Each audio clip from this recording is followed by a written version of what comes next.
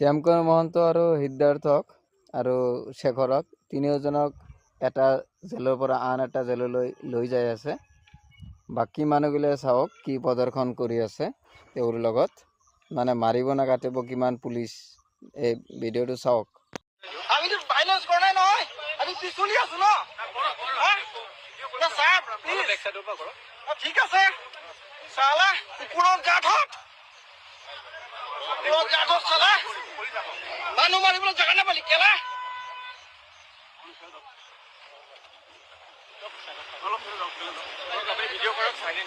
Please sir, মই গম পাইছো নহয়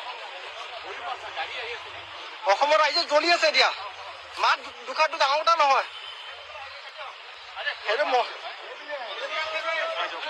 ইয়াত দেখিছে না আপোনালোকে, বৰ্তমান ইয়াত আমাৰ কঠিয়াতলী খণ্ড উন্নয়ন খণ্ড ব্লকত কিমান নিৰাপত্তা ইয়াত আৰক্ষী অনা হৈছে। ইয়াত শেখৰজ্যোতি মহন্ত, শেখৰজ্যোতি গোস্বামী আৰু অমৃত মহন্ত এই দুয়োকে এয়া হাফলং কাৰাগাৰলৈ